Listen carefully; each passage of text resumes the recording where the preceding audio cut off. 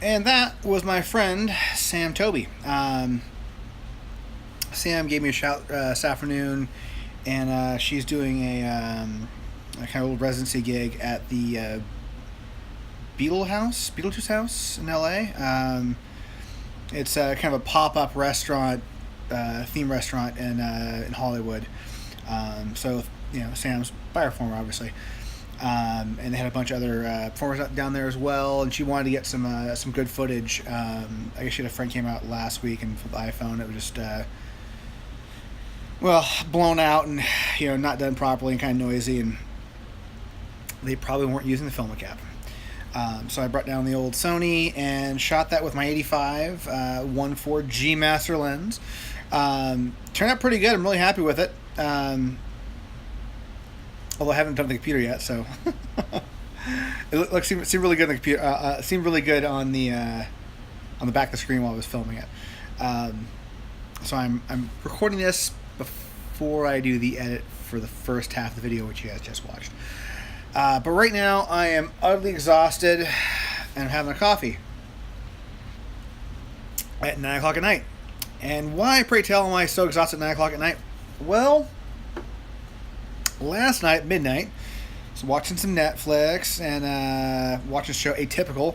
Highly recommend it. Fantastic. It's about a family of four with an autistic. One of the kids is autistic, and sort of about the family's trials, tribulations of navigating that as in high school, and his younger sister, and all that fun stuff. But really a fantastic show. Seriously well written. The acting is so good. The two kids, who I'm guessing are probably not that much older than their characters, maybe 18, are really, really good in it. But anyways, I was watching that, and about midnight rolled around. I was laying down to go to sleep, and I was having some wicked heartburn. Last couple weeks, just gnarly heartburn, so just wasn't feeling good. And flipped on Netflix again, and realized that The Defenders was up at midnight. So I put on the first episode, and then watched all late until the sun came up. So I didn't go to sleep till probably 8 something in the morning for about 3 hours, and then woke back up at 11:30 or so. And so I'm a little bit loopy today.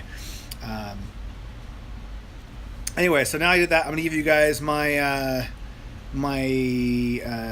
review of The Defenders. I don't know if this will be spoilers or not.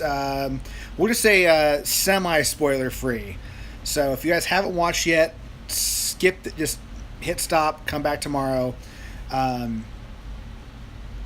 If you guys already have watched it like myself and you dove in and watched the entire thing today, awesome.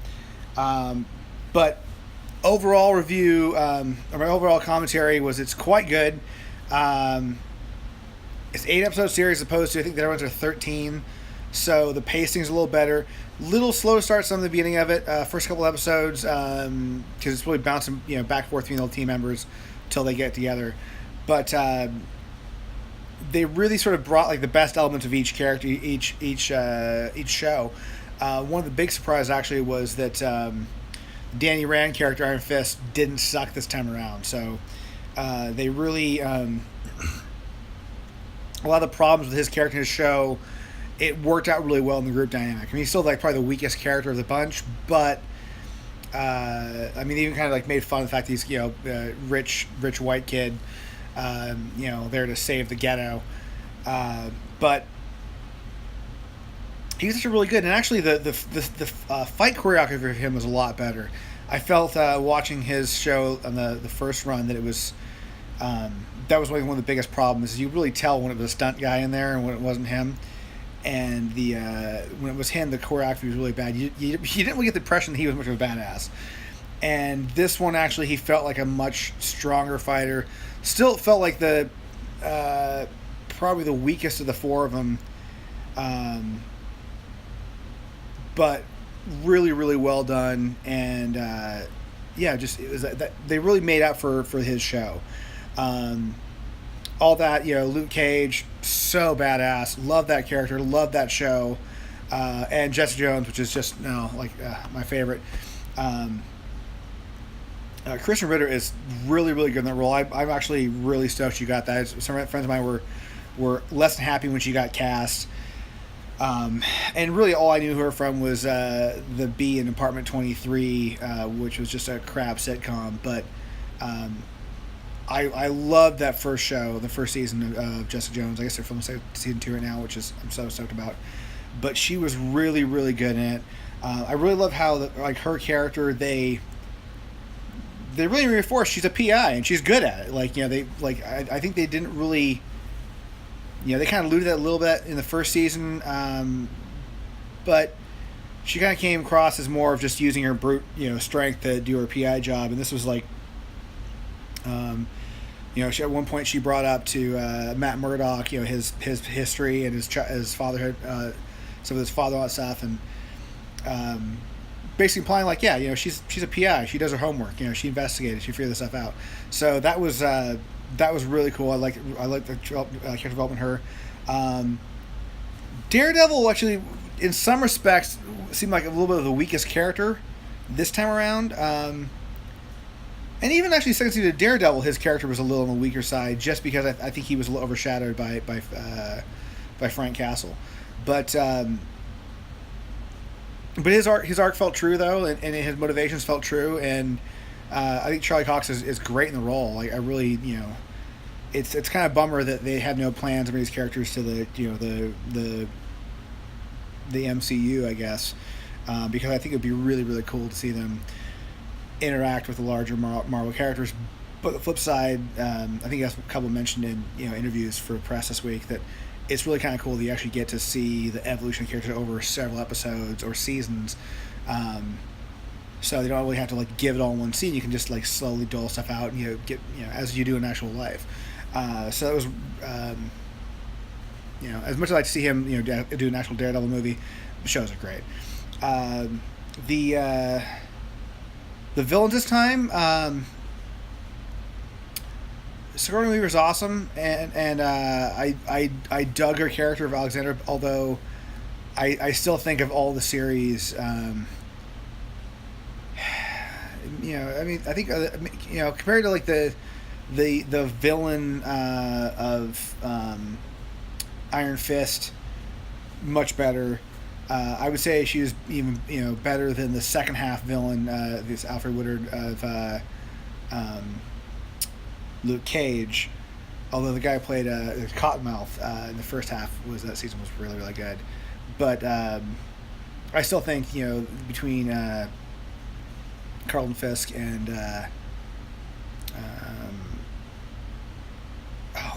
what's the character's name? So the David Tennant's character in Jessica Jones. Vincent D'Onofrio and David Tennant are still, I think, probably the two best villains probably Marvel's had, period. I think if you throw the movies on there, they were so damn good. So she had a lot to live up to, and I think maybe the writing wasn't quite as bad as for her. Although her character felt very, very three-dimensional, and her motivations were explained out, and that was pretty cool. Elektra, and I'll get, I already said spoilers earlier. So, Elektra's character, I think the thing about character is you still want her to come around every time. You're still like, oh, come on, just come around, because she's such a badass, and it's such a cool interaction with her and Daredevil. You want her to be redeemed, and in some ways near the end of the show, she kind of was. Speaking of the show, and once again, heavy spoilers, so stop watching. There was a little bit of tease that Punisher was going to possibly be in the series. So the whole episode, I'm like, when is he showing up? When is he showing up? If he shows up now, it'd be a really weird spot to have him show up. There should be some motivation here. The whole reference to Punisher was the fact that he was, they were playing the ad for his next series at the very end. So that was a bit of a bummer, because he's the highlight of, I think, all the the auxiliary characters of the Netflix shows by a long shot. And I would love to see him in the show, although think you could have really shoehorned him in and made it way that would have made sense. That being said, just seeing him on screen would have been awesome. But the way they ended the show up until the very last scene, I was very much on the edge of my seat, going, "You're not gonna do this, are you?" Because they basically implied that Daredevil was dead, and I'm like, you can't kill. Oh, come on, you can't kill him off. It's such a badass character. Like, I want to see more seasons. I want to see him going back up against Kingpin again. I want to see this, and up until that last little scene, now they don't explain where he's at or how he got out, but he's out and alive, which is awesome because I would have been super bummed out if that's the way they ended it. I really hope that Netflix made a bunch of money off this. I know, I guess a stock report out a week ago or something that they lost a lot of money, and the whole Disney deal kind of bums me out. I hope Disney's not pulling Marvel with that as well, because Disney's starting their own streaming service a couple years. I really hope they decide to do another Defenders TV show, because that was such a cool idea, or have the characters cross over more.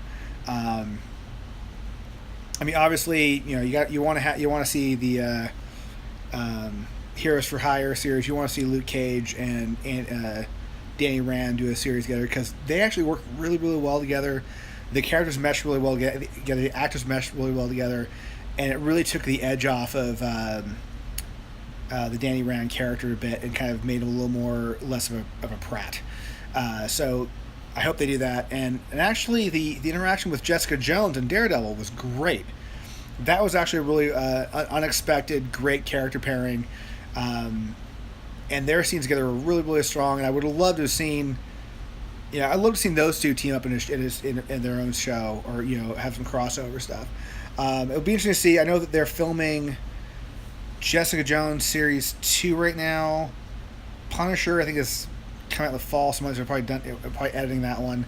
I think they might be filming Luke Cage as well. I don't know if they're doing another series of Daredevil yet, or what's the plan for that. I hope they do another one. But overall, super happy with that show. I think they did such a fantastic job, and it's great to see you see those comic characters, but given proper adult treatment, I guess, where proper character development, and where everything's not CGI and it's not all big explosions and loud noises. It's really a character-driven series. And I love. Thank you, Netflix, for giving us that stuff. It was such an enjoyable thing to watch. That being said, I'd probably watch it again, because by the end of it, I was pretty loopy because it was 8 o'clock in the morning, and probably watch it again to see how it. Make sure it looked good, or just to refresh myself on all the details lost. All right, so it's I've been going prattling on for about 12, 15 minutes now, or whatever it is. I'm going to stop for this evening and get to editing so I get this thing uploaded. I got to dump in the footage from Sam and get that sent off to her as well, because I want to make sure she's got her social media stuff, and then get this uploaded. But I shall see you guys tomorrow. Hope you have an awesome evening, afternoon, morning, where the hell you at. And once again, at some point, I'll work out a good tagline, because I kind of need to have one of those. But catch you later.